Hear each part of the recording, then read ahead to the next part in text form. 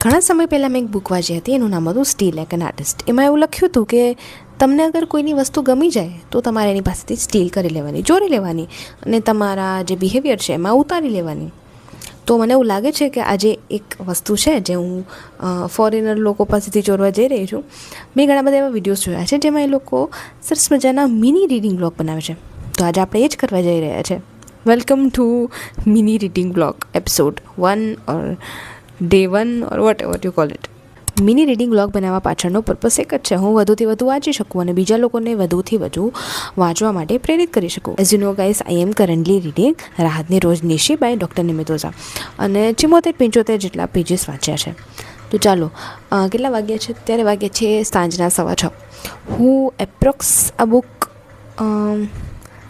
7:30 વાગ્યા સુધી વાંચીશ. જોઈએ કે 7-7:30 વાગ્યા સુધીમાં આ બુક કેટલી પૂરી થાય છે અને વચ્ચે વચ્ચે તમને લોકોને અપડેટ દેતી રહીશ.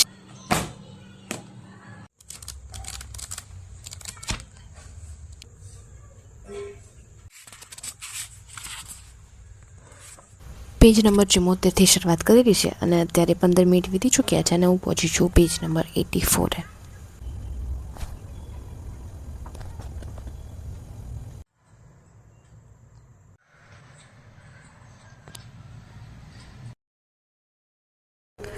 સવા 7 થયા છે અને હવે 10 મિનિટનો break.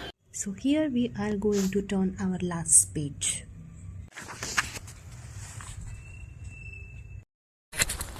Okay, 100 pages into in this book. ઘણું બધું વંચાઈ ગયું આ રીડિંગ બ્લોગના બાને 74 પેજે પહોંચી હતી. 74 પેજથી લઈને 100 પેજ વાંચ્યા છે. તો ટેકનિકલી 22 પેજીસ જેવું થયું છે, પણ રોજ વાંચું છું એના કરતાં આજે થોડુંક વધારે જ વંચાયું છે. તો આઈ એમ ગ્રેટફુલ ફોર દેટ. અને ચાલો કાલે મળીએ નવા રીડિંગ બ્લોગમાં. અને હા, આપકી અગલી કિતાબના જે બધા જ એપિસોડ છે પ્લીઝ એને ચેકઆઉટ કરી દેજો.